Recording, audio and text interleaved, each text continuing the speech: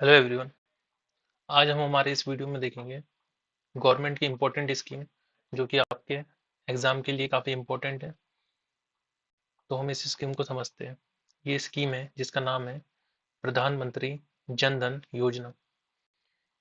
इस स्कीम की पूरी डिटेल हम इस वीडियो में देखेंगे जो कि आपके एग्जाम के लिए काफ़ी इम्पोर्टेंट है।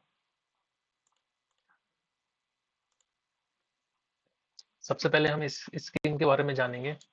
ये जो स्कीम है, इस स्कीम को हम बोलते हैं is a financial inclusion scheme. जो पीएमजेडीवाई है, प्रधानमंत्री जन धन योजना, एक नेशनल मिशन है ऑन फाइनेंशियल इंक्लूजन जो कि हमें प्रोवाइड कराती है यूनिवर्सल बैंकिंग एसेस। मतलब हमें एक बैंकिंग से जोड़ती है इंडिया के सभी पब्लिक को। इसका एम है to ensure weaker section and lower income group have access to financial service such as deposit account, remittance, credit, banking. मतलब इसका पूरा का मीनिंग है कि जो हमारी फाइनेंशियल सर्विस है उससे वीकर सेक्शन मतलब हर एक आम जनता को बैंक अकाउंट से जोड़ती है। इसका बेनिफिट क्या है, इसमें क्या क्या फैसिलिटी मिलती है वो हम देखेंगे।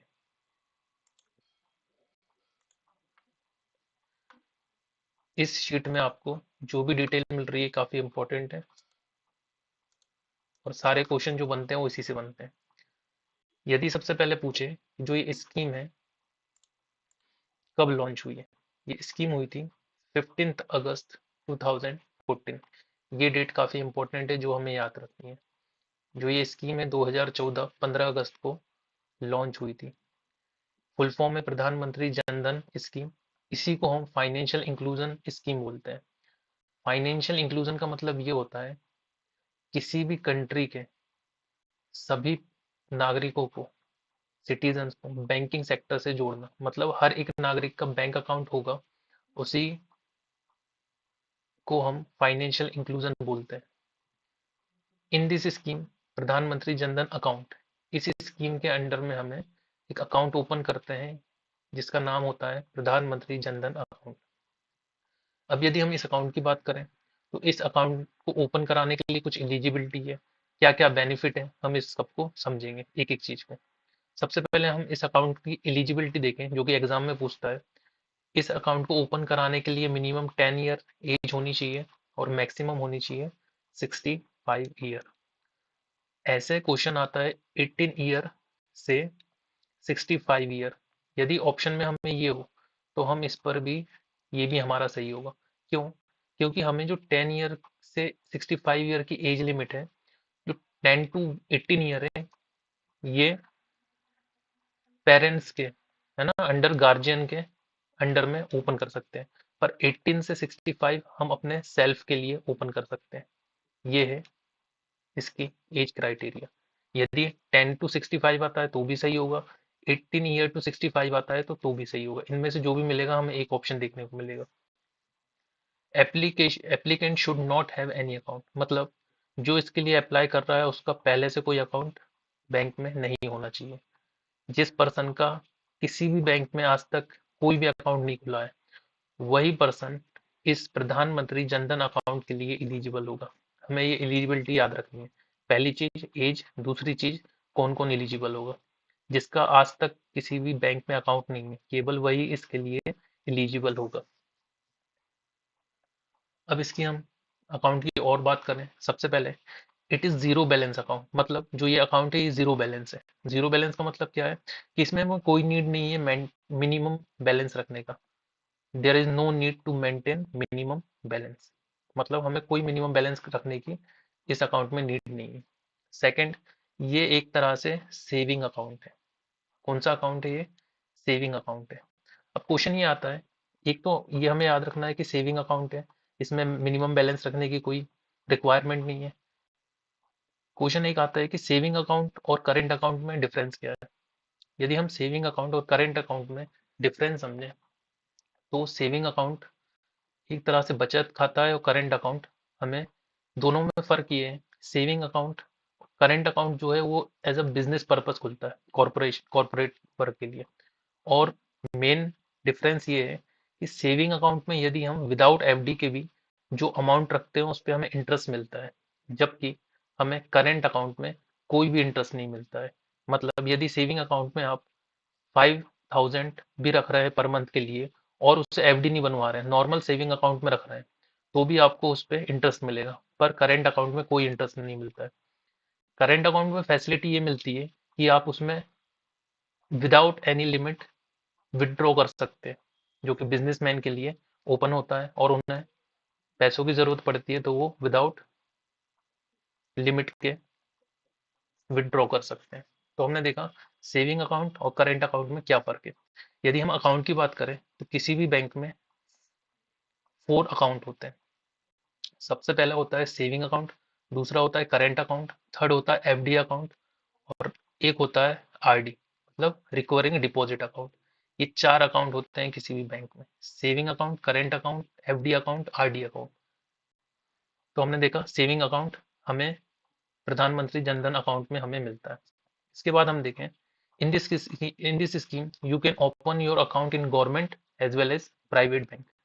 मतलब इस स्कीम के अंदर हम गवर्नमेंट बैंक में भी अपना अकाउंट ओपन करवा सकते हैं, प्राइवेट बैंक में भी करवा सकते हैं, ये बात भी हमें याद रखनी है। नेक्स्ट पॉइंट, जो डेबिट कार्ड है वो भी हमें इश्यू होता है। अब डेबिट कार्ड कौन सा होता है? रुपे डेबिट कार्ड, ये याद रखना है। डेबिट कार्ड भी अलग अलग होते हैं, जैसे कि मास्टर कार्ड होता है और अलग अलग कंपनी का होता है, पर जो इसमें होता है वो हमें रुपे कंपनी का डेबिट कार्ड मिलता है, किसमें? प्रधानमंत्री जनधन अकाउंट में। साथ में इस अकाउंट को ओपन कराने में एक्सीडेंट इंश्योरेंस भी कवर होता है, मिलता है। तो एक्सीडेंट इंश्योरेंस कितने का मिलता है ये भी हमें याद रखना है। यदि हम बात करें इनिशियली स्टेज में जब ये स्कीम आई थी, तो जो एक्सीडेंट अकाउंट है, वो एक्सीडेंट इंश्योरेंस है, वो हमें 1 लाख तक का कवर था इसमें। पर 2018 से इसको चेंज करके 2 लाख रुपीज कर दिया है। इस बात को भी हमें याद रखना है। कितना कर दिया है? 2 लाख रुपीज कर दिया है। यदि क्वेश्चन बने कि अभी एक्सीडेंट इंश्योरेंस कितना कवर है प्रधानमंत्री जनधन अकाउंट में, तो हमारा आंसर बनेगा 2 लाख रुपीज। इसके बाद हम बात करें कि इसमें हमें लाइफ इंश्योरेंस मिलता है। लाइफ इंश्योरेंस मतलब जिसे हम डेथ इंश्योरेंस बोलते हैं, कि डेथ के बाद आपकी फैमिली को मिलता है। इसमें जो कवर है वो 30,000 रुपीज है। यदि आपने इस स्कीम के अंडर में अकाउंट ओपन कराया है और आपकी डेथ होती है तो 30,000 रुपीज आपके फैमिली को मिलेंगे, और एक्सीडेंट होता है तो मैक्सिमम 2 लाख रुपीज आपको मिलेंगे। इसमें एक और फैसिलिटी मिलती है जिसको हम बोलते हैं ओवरड्राफ्ट फैसिलिटी। अब ये ओवरड्राफ्ट फैसिलिटी क्या होती है इसे समझते हैं। ओवरड्राफ्ट फैसिलिटी का मतलब ये होता है, मान लो आपका अकाउंट है किसी बैंक में और उसमें कुछ पैसे नहीं है, जीरो जीरो रुपीज है, और आपको पैसे की ज़रूरत है, तो आप उस अकाउंट से पैसे निकाल सकते हैं, और निकालने के बाद एक टाइम लिमिट के अंदर उसमें वापस से डिपॉजिट कर सकते हैं। मतलब विदाउट अमाउंट भी, विदाउट बैलेंस भी आप उससे कुछ पैसे निकाल सकते हैं, उसके बाद में उसमें डिपॉजिट कर सकते हैं। तो ओवरड्राफ्ट फैसिलिटी हमें कितने की मिलती है? जिस तरह से आप क्रेडिट कार्ड होता है उसी तरह से ओवरड्राफ्ट फैसिलिटी भी होती है बैंक में, कि यदि आपके बैंक में बैलेंस नहीं है तो आप उतना ओवरड्राफ्ट कर सकते हैं और बाद में उसे डिपॉजिट कर सकते हैं। पहले इसकी जो लिमिट थी 5000 थी, मतलब यदि आपका प्रधानमंत्री जनधन अकाउंट है तो आप 5000 निकाल सकते हैं विदाउट बैलेंस, और 2018 तक थी, और 2018 से इसकी लिमिट बढ़ा के 10,000 रुपीज कर दी है। तो हमें ये याद रखना है कि ओवरड्राफ्ट फैसिलिटी में कितना अमाउंट है हमारे पास। पहले थी 5000 और अभी हमें दे दी है 10,000। इसके बाद हम एक एप्लीकेशन याद रखनी है जो कि है जन धन दर्शक एप्लीकेशन। ये भी बनता है क्वेश्चन कि प्रधानमंत्री जनधन अकाउंट के अंडर में जो एप्लीकेशन बनाई गई थी उसका नाम क्या है? उसका नाम है जन धन दर्शक एप्लीकेशन। हमने देखा इसमें प्रधानमंत्री जनधन अकाउंट के इंपॉर्टेंट पॉइंट जो कि काफी इंपॉर्टेंट है। साथ में हम जनधन अकाउंट से हमें क्या क्या बेनिफिट है। सबसे पहले तो इसमें हमें एक फैसिलिटी मिल जाती है जो कि डायरेक्ट बेनिफिट ट्रांसफर। अभी डायरेक्ट बेनिफिट ट्रांसफर क्या होता है?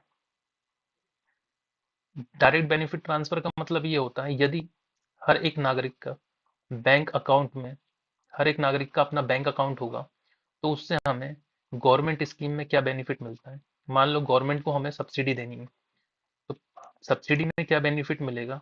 कि जिसकी सब्सिडी है उसके बैंक अकाउंट में ट्रांसफर हो जाएगी। जैसे हम सिलेंडर में देखते हैं सब्सिडी मिलती है गैस सिलेंडर में, तो पहले तो हमें पूरा उसको 100% पे करना रहता है जो भी चार्ज है। फिर जो सब्सिडी का अमाउंट होता है, मान लो कि 300 रुपीज है, तो वो एक समय बाद आपके अकाउंट में डिपॉजिट कर दी जाती है। तो इसे हम बोलते हैं डायरेक्ट बेनिफिट ट्रांसफर। मतलब जो बेनिफिशियरी है, डायरेक्ट उसके अकाउंट में पैसों को ट्रांसफर करना। और ये स्कीम फाइनेंशियल इंक्लूजन में इंपॉर्टेंट है। इस स्कीम की यदि हम बेनिफिट की बात करें, यदि हर एक नागरिक का बैंक अकाउंट होगा तो उसको गवर्नमेंट स्कीम लेने में बेनिफिट मिलेगा और बहुत आसानी होगी। और जिस तक हमको बेनिफिट पहुंचाना है डायरेक्ट उसके अकाउंट में पहुंचेगी, बीच में कोई ब्रोकर नहीं आएगा। तो हमने ये स्कीम में समझा क्या क्या इसका बेनिफिट है और क्या क्या इसकी एलिजिबिलिटी। यदि आपको ये वीडियो पसंद आया तो हमारे चैनल को लाइक करें, सब्सक्राइब करें और शेयर करें। और इस तरह के यदि और वीडियो देखना है तो हमारे चैनल को प्ले लिस्ट पर जाके इस तरह के इंफॉर्मेटिव वीडियो देख सकते हैं। Thank you.